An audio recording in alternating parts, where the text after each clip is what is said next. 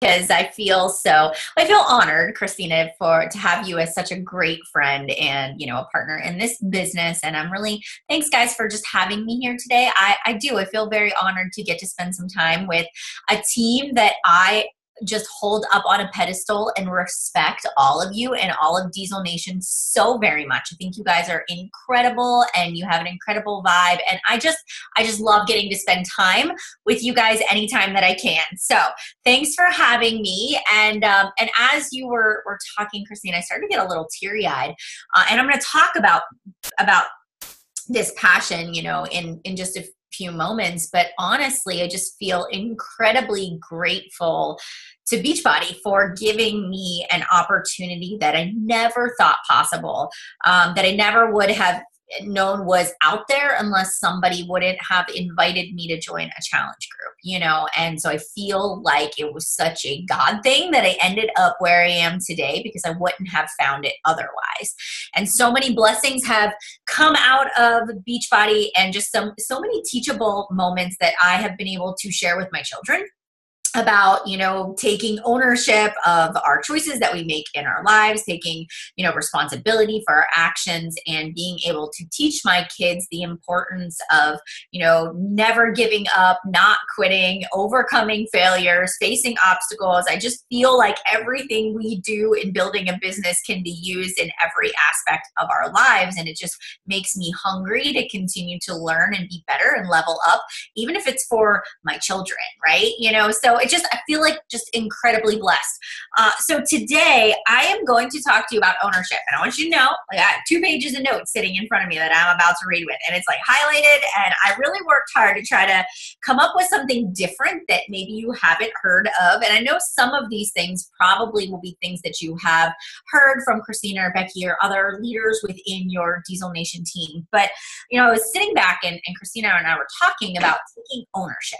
And so I took a step back and I'm like, okay, what's the definition of taking ownership?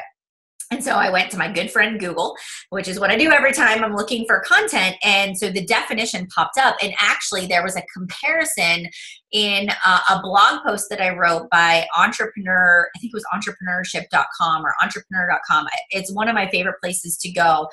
And Success Magazine is another one of those that I check out all the time. But they talked about accountability versus ownership. And so I'm going to talk about 7 things today that really are going to help you shift into that ownership mentality. And I want to start by giving you this definition. So accountability is something that's assigned to you. It's something that is given to you. It's like Beachbody saying, hey, you're accountable to doing your 4 vital behaviors every single day. You should use this tracking sheet and you should check off your invites and people you've added to your contact list, your follow-ups, right? That's accountability. You're staying accountable by tracking your business. Somebody else is telling you what you should be doing.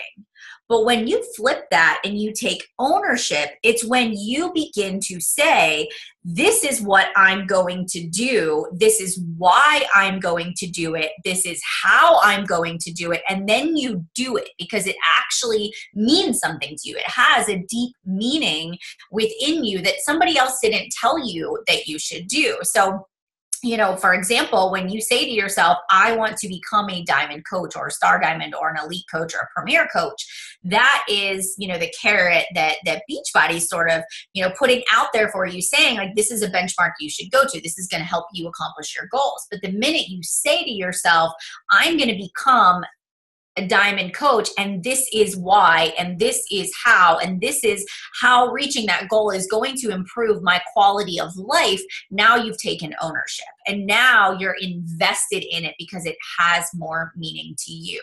And so, this might be a good reflection point for you to kind of take a step back and say, am I being accountable or am I actually taking ownership in my business? And I bet, because it is in my team too, that a lot of my coaches are just waiting for me to tell them what to do. They're waiting for me to tell them step-by-step instructions of how to do inviting, recruiting, running challenge groups, instead of taking ownership of it and saying, this is what I want it to look like, right? So we're going to talk a little bit about how we're going to do that today. So kind of the first thing that I want to start out with today, and I think I switched my notes, so let me get them organized here. So the first thing that you have to say to yourself is, my why, a stronger why. I started reading a book. Well, I've read it like 3 times now. It's called Find Your Why by Simon Sinek. It's actually a workbook. You have it too. So I started, because I've really been kind of leaning into what's my story? What's my team story? How do I help them uncover a deeper why? And this sort of came out of, at the beginning of my business, I watched all these leaders advance very quickly. I watched coaches go through the ranks and achieve high success club numbers and earn income very fast. And it was just this exciting sort of momentum in business, and people were just succeeding, and that was good enough. It was good enough because we were on an uphill swing. But when we hit a rough patch and things just aren't happening naturally, you have to have a deeper reason, a deeper meaning. And I wrote down, like, your motivation has to be stronger than money. And I really do believe that at the beginning of our business, we are motivated by money. Like, we are motivated to, and I took a step back and I said to myself, totally motivated by money when I signed up as a coach, right? And it was because that was the need at that current time. I wanted to, be able to just improve our quality of life, so we weren't arguing about money all the time. I wanted to be able to buy a house and get out of the townhouse that we were currently living in, right? We wanted to be able to take a vacation. But then as I started to dig deeper and I looked at what was my motivation for getting out of bed every morning, it wasn't just money, but I found and still do find fulfillment in joy in helping other people achieve their goals. So at the beginning, it was like, I just want to help people, understand that they can change their life. They can, exercise, home workout programs really do work.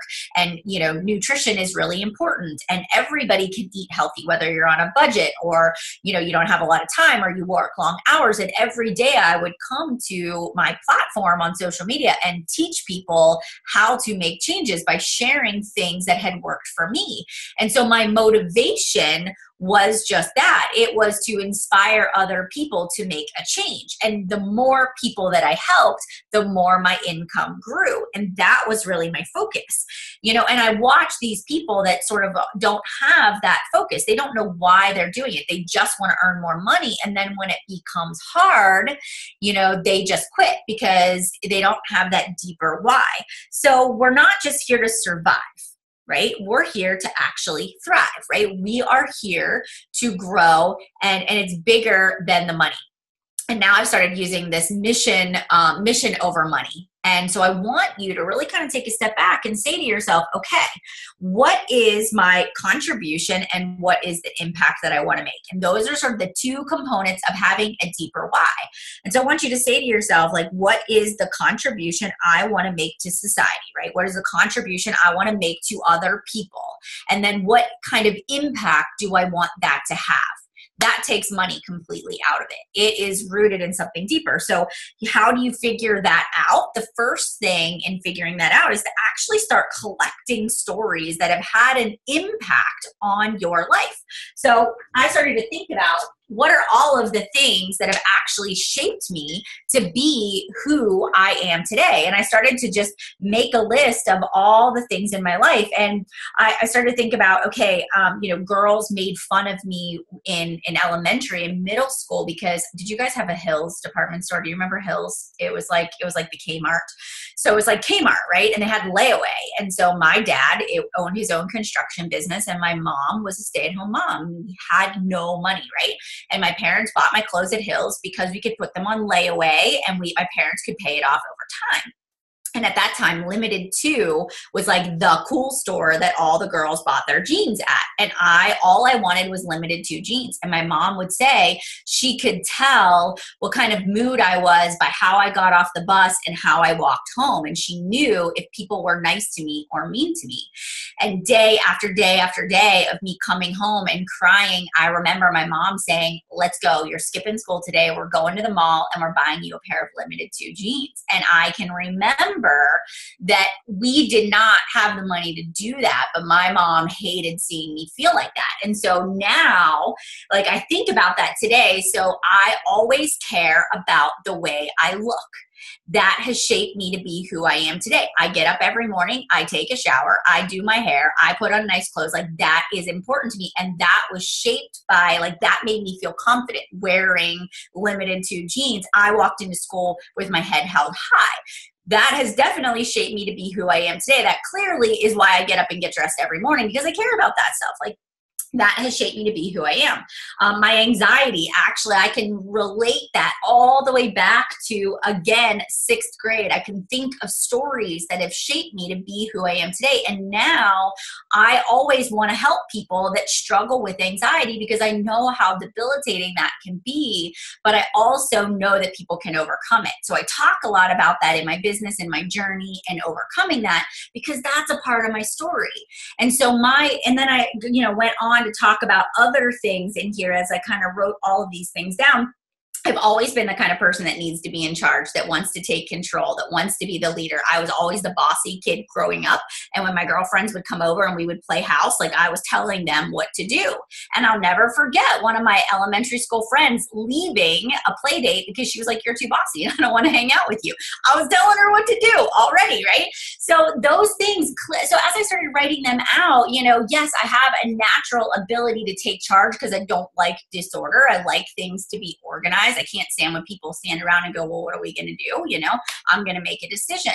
But I look at that and I say, I wanted to take charge, right? I wanted to take ownership. My contribution is, I wrote it down. My why is to inspire, empower, and teach other women to build a life that they are fulfilled and proud of. And then the more women that I help, the more successful not only I am, but everybody else is too. And literally every day when my feet hit the floor, I think about that statement. It dictates my live videos. It dictates the type of posts I make. I don't want to just post on social media to check off the box to say I posted that I did my workout today. But it's like, how can I inspire or empower somebody else that is having a rough time getting out of bed this morning? How can I inspire and empower somebody else to make a healthy choice today when I know they've had a really bad day and they would rather drink that bottle of wine? Right? So I think about that, whether it's business or fitness or mindset. That's what I think about every day. And when I think about that first, that's what's driving my business, not the dollar sign in my back office. I can tell you, I do not look at my volume on a week-to-week basis. And yes, I know I'm very successful, but I actually never did that even from the start, right? I would look at it, but I wouldn't let that, kind of like the scale, I wouldn't let that determine my worth. I wouldn't let my paycheck, because every time I got so distracted by the paycheck, the rank, or the volume, I did not do my job at inspiring and empowering and teaching other women, because I was too focused on the number, right? So what I want to encourage you to do, number one, is to take ownership of your why. Instead of letting, Beachbody dictate your worth or what you're working towards, what are you working towards? And why does that have significance in your life, right? Now, kind of the next thing in that is that a lot of times we are, in this business, we get into a routine of working to the minimum. So the second thing is we're settling for mediocrity. All right. And I was reading this book, and this would be great if you've been a leader for a little while and you've been in the business. It's called Be Humble, Stay Hungry, and Always Hustle. It's by Brad Lomenick. I don't know if you have read this book, but it might be my favorite book. He's actually a Christian author. I believe he created The Voice and he owns this company called The Catalyst. Really great book, but he talks about how to, as you grow, always staying humble. How do you always stay hungry in your business? It speaks right to that, people that are at Diamond or 1-star and are having a hard time getting past that, and he talks about this working to minimums and always being average. And this one part just really rung true to me is this settling for mediocrity. So again, Beachbody says hit Success Club 5, 12 out of 12 months out of the year, and you are going to get to go on a Success Club trip. And then we begin to equate Success Club 5 to success. And we think, okay, if I get to Success Club 5 and I recruit 2 coaches every month, eventually I will arrive at financial freedom. And that is a lie. That is a lie. And I'm sorry if I'm bursting your bubble, but that is a lie. And then I went back and I was like, okay, that is mediocrity, right? So that's the bare minimum that you do in your business, right? That is essentially Success Club 5 is checking off the boxes. Now, be really honest with you, you can't succeed at just hitting Success Club 5 every month. And so I started to think about, okay, when I started coaching, right, I took ownership of where I wanted to be. And I was so driven by the leaderboards that my upline would post every single week. And on those team calls, I would watch her do these shout outs. And I would watch people that were at like the 500 clubs with volume. And I was like, I want to be on that board. I want to be somebody that's getting shouted out. I needed significance in my life, right? I needed to know that I was important. So I started pushing for that. Then once I started pushing for that, I'm like, I'm not going to settle there. I want to be at the thousands. I want to be at the top producer every single week. So what did I do? Nobody told me to run another challenge group. Nobody told me to start staggering my challenge groups throughout the month so that I would always have 500 PV. Nobody told me to follow up with my customers to make sure they liked Shakeology and make sure that they stayed on it and do my customer retention. But I knew that if I kept my customers and I provided excellent customer service, they were going to reorder. And that was residual income was going to help me stay at the top of that leaderboard. And in the back of my mind, I kept raising my own bar, not because somebody told me to, but because I wanted to be at the top. I wanted to see if I could challenge myself. I didn't want to just settle. And so I started to hit the top of the leaderboards every week. And then I did the same thing with Success Club. All right, I hit Success Club 10. I will never hit 5 again. I hit Success Club 10. Can I hit 12? All right, I did 12 and that wasn't so hard. Can I do 20? And so I just kept raising the bar. And what happened was it started to build momentum in my business that was very natural. And because I was consistently showing up and I was raising my own bar, momentum happened. It became easier to hit the higher numbers because I was doing more invites. I was doing more quality posts. I was showing up more than the average person and I was raising my own bar. Nobody was telling me to do it. So if you are sitting here right now and your goal for yourself is to hit Success Club 5 and recruit 1 new coach every single month, I am going to challenge you to do that this week. So by next Tuesday, which is what, the 20th of March, I challenge you all to take your monthly goal in your business and now make it your weekly goal. Raise your own dang bar. I promise you, if you start doing that, it's going to change the face of your business. So I'll give you an example. One of my coaches, her name's Tasia Verno. She has been a diamond coach for 3 years. And so Josh Coates did a training for us last month, right? He did sort of a push group for our team. And then she goes, you know what, Melanie, I'm going to invest in his art of recruiting. And she goes, do you think it's a worthy investment? And I was like, I don't know. I mean, I've never done it before, so I can't really give you that feedback. I go, but you really were thriving off of the way that he was leading. You were thriving off of the way that he was tracking, and that was helping you. I said, honestly, if it helped you last month, I think you should do it. So she did. She invested her money. She started, and I called her up a week into the training and I said, how's it going? And she said to me, she goes, and this is when she told me about making my monthly goal, my weekly goal. And she goes, darn it, he's so right. She goes, I would set the goal for Success Club 10 every single month. And I would wait until the 25th of the month. And then I would whip out SC10. And she goes, and I procrastinate. She goes, and I know that about myself. She goes, and I am going all in. And she's going to be 1-star diamond qualifying on Thursday. And she's already hit her Success Club goal that she set for the month in her week because she raised her own bar and she set the goal for herself. And so I want to challenge you guys to do that too. And she goes, yeah, I'm working a little bit harder. She goes, but not that much harder. She goes, I already had the momentum built because I've been a coach for so long. I just was a little more disciplined and focused and accountable, and nobody told her to do it. She did it on her own. She created that own accountability. So, by taking ownership, you're raising your own bar and you're not settling to just be average. And you know if you're doing it, if you're defaulting. And that's kind of the next thing is, are you operating out of your comfort zone? Taking ownership is saying, I have an income goal, and I know that getting to my income goal is me bringing in people that want to build a business. So why am I still talking about challenge groups over here? Why is every single day of every single month I'm talking about customers and I never talk about the business? Because I'm still living in my comfort zone. And my comfort zone is talking about customers and success stories. Part of raising your bar is saying, how do I begin to present the business opportunity more and talk about the things that make me feel a little bit uncomfortable? Because if you have an income goal or you have a team goal that you want to get to, you have to make sure that those things are in line. All right, so moving on. Next thing that I want to talk to you about is this. Are you hustling for joy?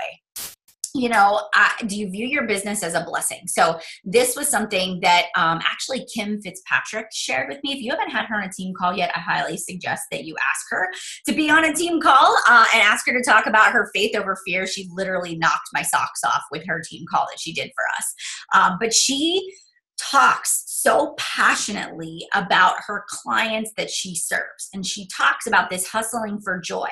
And the minute she said it, it like struck a chord with me. And I thought to myself, man, I know so many people that are like, I run challenge groups because that's what I'm supposed to do.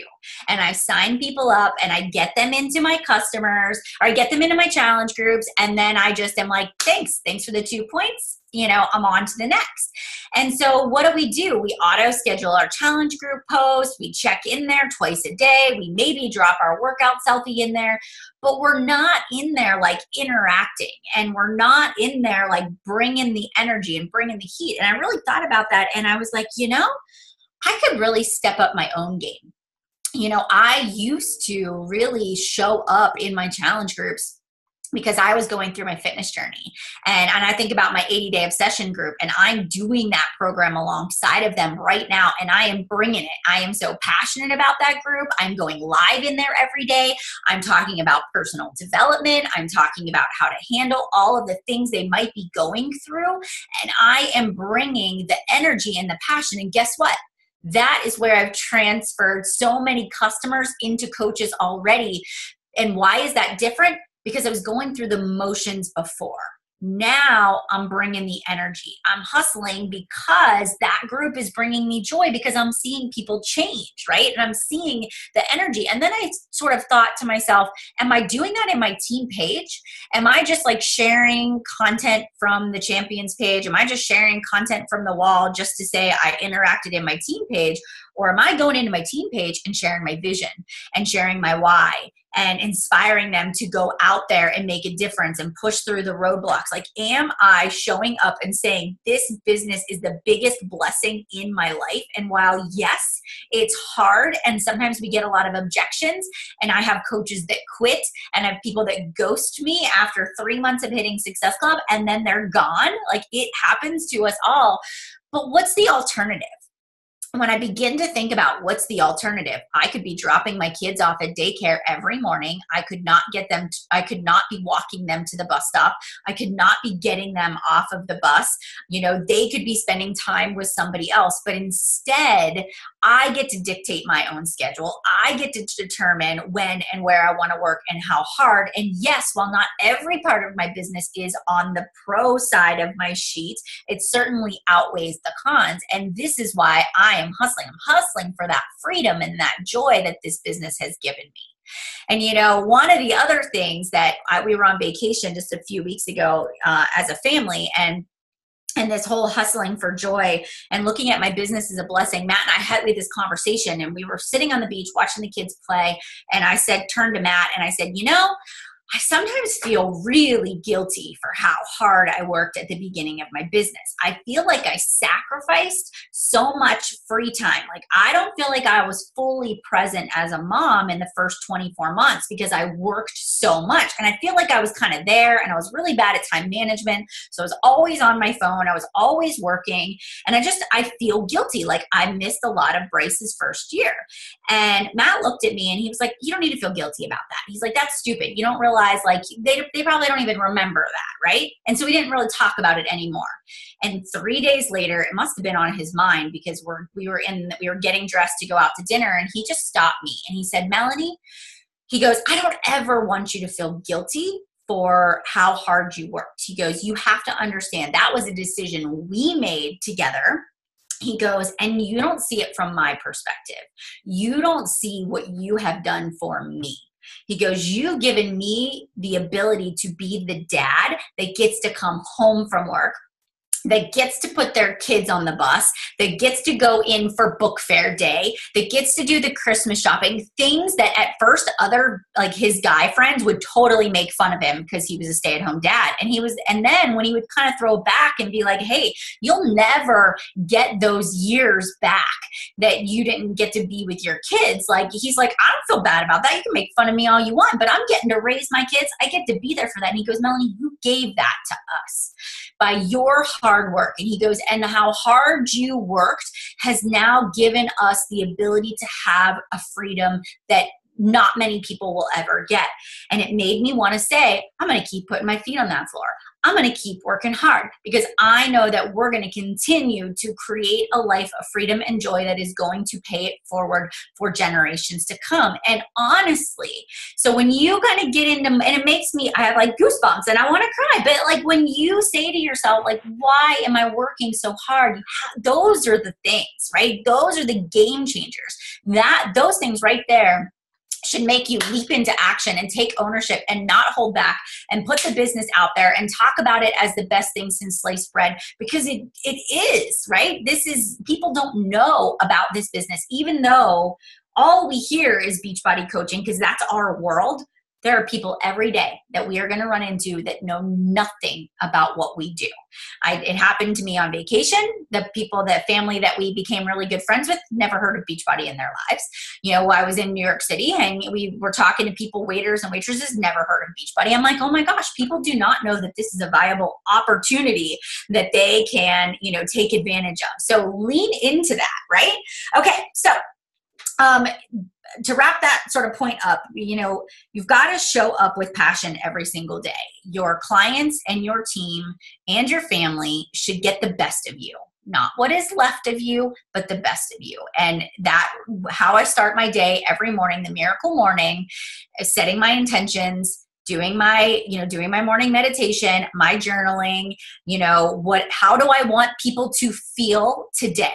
Like when I open the doors to my business and I open my laptop, how do I want people to feel? And I say that to myself, who needs me on my A game today? And not every day is beautiful. I will tell you, I woke up in the worst mood ever this morning and I had to give myself a gut check because Landon tested me last night and tested me to no end. We had a 2-hour screaming match and then I got stuck with the punishment of doing homework for 2 hours and I was not happy about that. And I don't know why, but it carried over into this morning and I was in a bad mood.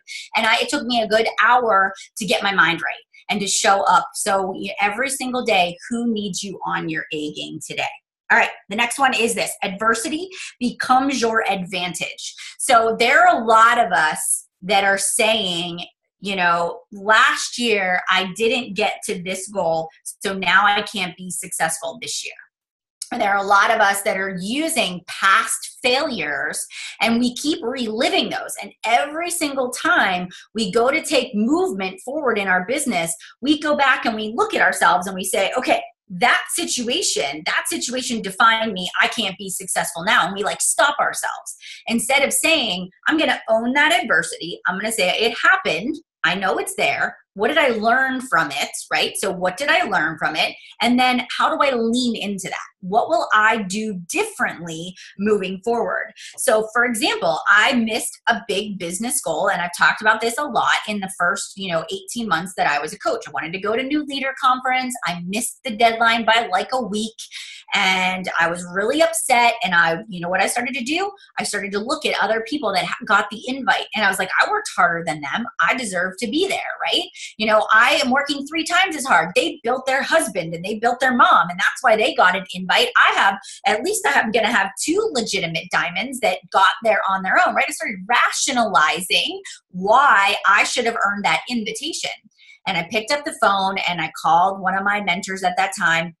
And I was sitting on the floor of my basement on my tiny little disgusting carpet square in the storage room of where I worked out, and staring at my vision board hanging on the wall. And she was like, Melanie, you are exactly where you're supposed to be right now. And she is like, this is supposed to happen to you. And she goes, so, you have to decide what you're going to do with it. Are you going to let it paralyze you? Are you going to learn from it and move forward? And it was like, I don't know what it was. It just sort of clicked for me. And I stood up.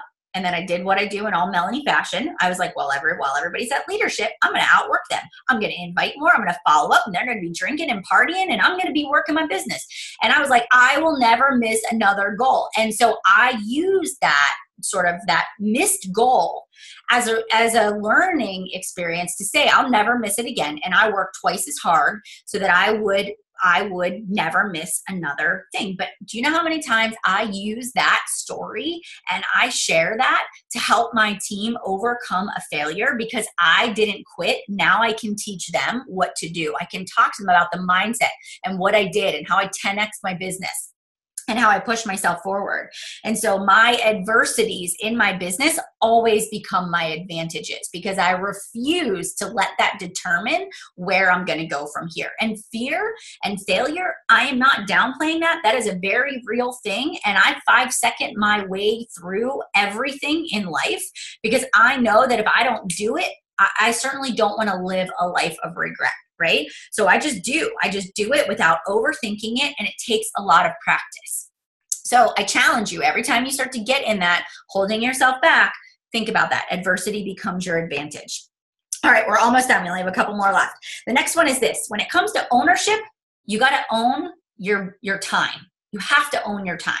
I really do think that the most successful people, or not most successful, the most productive people are the busiest people. And maybe, Christina, you can relate to this. Like when you worked full time, you were way more like, I got to do this, this, and this, and there's no time for fluff, and I don't have time for anything else. But when we have all day, like when my kids started going to school, I found myself sort of lollygagging into my office and drinking my cup of coffee. And then I'd call my mom, and then, talk to Matt. And then I would check into my challenge groups, and a couple hours would go by. I'm like, wow, I really ran my business so much differently when my kids were infants and I had no free time than now when they're in school for 8 hours a day. And so I realized that, what did I do at the beginning of my business that made me so productive is that I managed my time. And so every once in a while, I got to kind of make sure the pendulum doesn't swing too far the other way.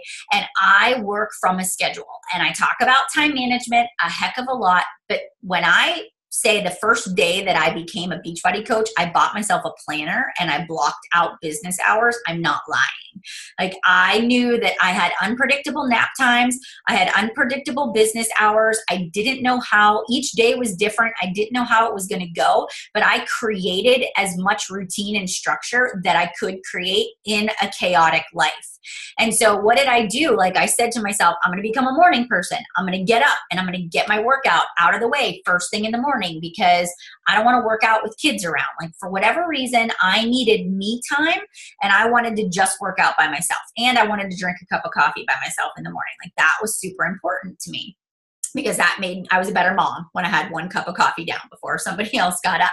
But I made that. I put that on my schedule. And when the alarm went off at 5 a.m., that's what I did. I just knew I needed to get up and get going. And then I started creating these tiny little blocks in my day. So I would say to myself, okay, if I can get my workout done as fast as possible, not sit on the floor and scroll Facebook, but run upstairs, open my laptop, send 5 invites, do my follow-ups, add 5 new people to my contact list. If I can get all that done before the boys wake up, then at least I've got my morning block out of the way, right? And so sometimes they would sleep longer and sometimes they wouldn't. But then I knew that every day I was going to at least have a half hour during Mickey Mouse Clubhouse to do something, right? So I would schedule in like morning quiet time. And then I always made sure that I was at home at 2 o'clock in the afternoon so they could take a nap. So if somebody said to me, hey, you want to go on a play date? And I was like, well, I could skip nap time. I was like, no, I got to build my business. I would make sure that I was at home because I knew that 2 to 3:30 time frame, I could get all my follow-ups, all my check-ins, and maybe a blog post done. I started doing laundry when the kids were awake. I started cooking dinner when they were awake, which were all the things I used to do when they would take a nap. And I just learned to manage my schedule a little bit better, and then I started using my weekends. I'm like, okay, Matt's home on the weekends. Everybody gets to sleep in, but I'm not going to do it. I'm going to get up at 5 a.m. He can get the kids breakfast. And if I get up at 5, I can work until 8. And that's 3 hours that I can invest in my business instead of sleeping in. And so it was these tiny little hacks that I created because I wanted to get ahead. I wanted to build this business. And then guess what? That 24 months of like grinding like that, all of a sudden my kids started going to preschool and then I had 3 hours, right? And then one would go to school and then now I have 8 hours, right? And so it changes as our life changes, but creating a schedule of number one, me first, always my personal business first is essential. Before I go into my team page, before I answer Facebook messages from my coaches, I am building my personal business, my sending my friend requests or my connections, my follow-ups, my adding, my social media posts, any live videos. Then after I'm done with my business, I then go into my team. So blocking your business hours and then eliminating distractions. I was the girl that spent 20 minutes looking for ideas, looking for inspiration on Pinterest, looking at other coaches to see what they were posting to try to get ideas for what to post that day. And so I started to create a to-do list the night before so that when I woke up in the morning, I would not even scroll the newsfeed. And I used it as my reward because I did want to see what other people were doing. So if I got all my work done, then I would allow myself time to scroll. And that was my me time. That was my reward. So that, and then the last thing is just being intentional about the activities that I spend my time on. Ask yourself every single day, is this activity I'm about to spend an hour on going to help me is it going to bring me closer to my goals or further away? Is there a return on my investment? Is it going to generate a challenge pack, a new lead, a new customer, a new coach sign up? And if the answer is no, then don't do it.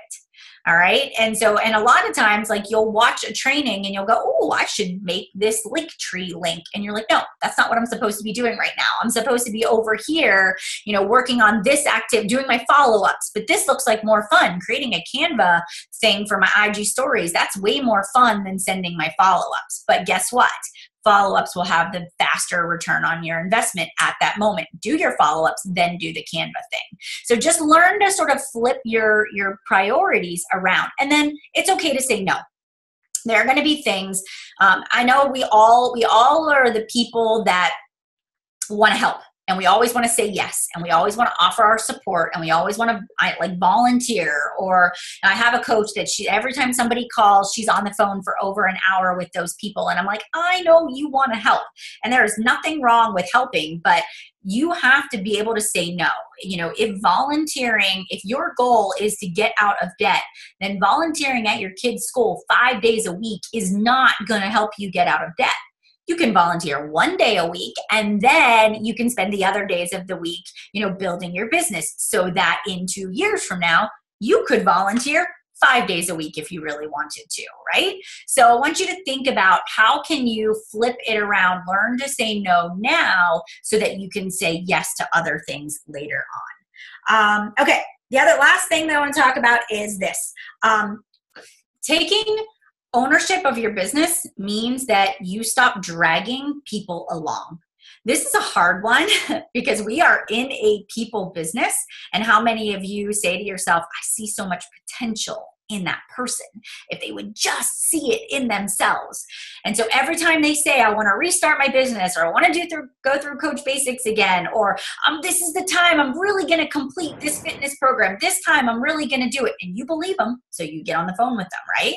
And so, or you're like, all right, I'll invest all my time, and you drop whatever you're doing. Or you don't recruit because you're looking at your team and you're like, I just know if these people would do it, I would have what I need to be an elite coach this year. Good Lord, they're not doing it. They haven't met you where you needed to be for 6 months now. Like, you gotta let it go. Stop saying they're gonna get it. And they may, and you'll always be there, but you don't need to invest time like that in them. I answer those people's Facebook messages. I respond to them in the team page, but I'm not calling them, and I'm not texting them, and I'm not saying, let's get on a call and talk this week, and what are your goals this month? I let them be where they are. And when they're ready to run with me, then I'll run with them. But until they're matching my effort, I got to work with those that are willing. And honestly, if I don't have anybody that's willing, I got to go find new people. And so one of the things I got really good at was racking and stacking my people. And so I have like my A listers, my B listers, and my C listers. My A people, they're the ones that they're giving me the ideas. They're running ahead of me, and they're making me level up, right? Those are the people that I want to spend the majority of my time with. I've got my people that are in the middle. You know, they say they want to do it, but they're not quite doing it. Maybe sometimes they show up. It's kind of sporadic. So I have a way to support them. And then I have my discount coaches, the people that they're happy with where they're at, and they just want to use their product, and that's really it, right?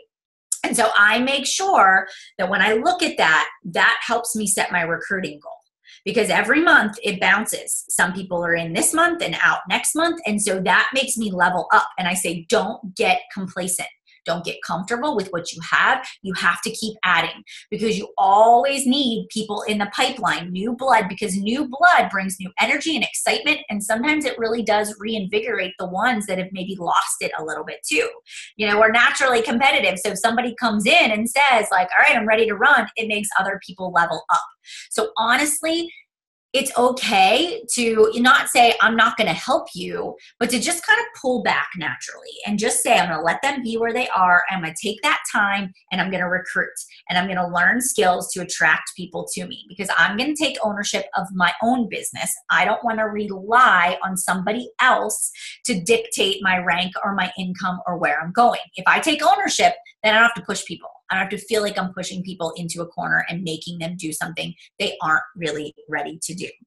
All right. So guys, here's the thing. Bottom line is you have to create some urgency for yourself. And let's go back to that we talked about at the beginning. Accountability is assigned to you. I can tell you what I think your goals should be, but that's just me saying, I'm going to give you something to be accountable for. I'm going to tell you what I think you should do. But what you need to do is go into your team page or into wherever you have your discussion after your calls, and you have to say to yourself, I'm taking ownership of my business. This is why I'm going to do these things this month. This is how I'm going to do them. And this is what it's going to make me feel like when I accomplish those things. And by you implementing these things into your life, you've now taken ownership and put it in your own court. And you're going to find that you begin to level up in your business because it means something to you, and not because somebody else told you that it's what you should do. And if you begin to kind of have that practice every single day, I promise you, your business is going to take a huge shift. And it's something that I'm still trying to crack the code with my team. But I do feel like the more I talk about it, the more this light bulb starts to go off and we begin to have these aha moments. So hopefully this was helpful. Is there anything that you want me to add or elaborate on, Christina, from that? I don't have anything other to say other than this call was golden. It really was. You know, the message, and you know, I've been in the business now for almost 8 years, and everything you said today has been true since my day one, which was in August of 2010. But hearing it over and over again, there's something to it, and it's always when you are ready to receive the message. Yes. That makes the difference, right? So hopefully today, a lot of our team received the message that this business is actually not difficult if you just do the work and have these things in the forefront, right? It's ownership. It's not just a checklist. And I've always been the type, and I'm not going to rehash everything you said, Mel, because there's absolutely no need, but I've always been the type to not like checklists for that reason, because it seems like if I just give you this and you go boom, boom, boom every day, that you're going to grow a big business. Like, I don't want that to be a misconception. It's more than that. And it's this bigger vision, this bigger mindset that's required, that makes you go above and beyond that small kind of thinking, that mediocre kind of thinking, SC5 or staying at SC4. I don't know. Okay, there. At the end of the month, when you know that if you just stretch yourself, that you can do more and be more, and have a bigger team and have a bigger income. So it's awesome. Thank you so much. I appreciate it. You're welcome. I'm muted there. But I am so excited to speak on your call on Monday. That's going to be a great honor for me. I appreciate your time, your consistency, your leadership in this business. It's like none other that I've ever experienced. So I appreciate you. Thank you so much. You guys, not only watch this again, but share this call with your team, please. Melanie, thank you so much. I appreciate it. You are welcome. All Bye, right, everybody. guys. Thank you. Bye.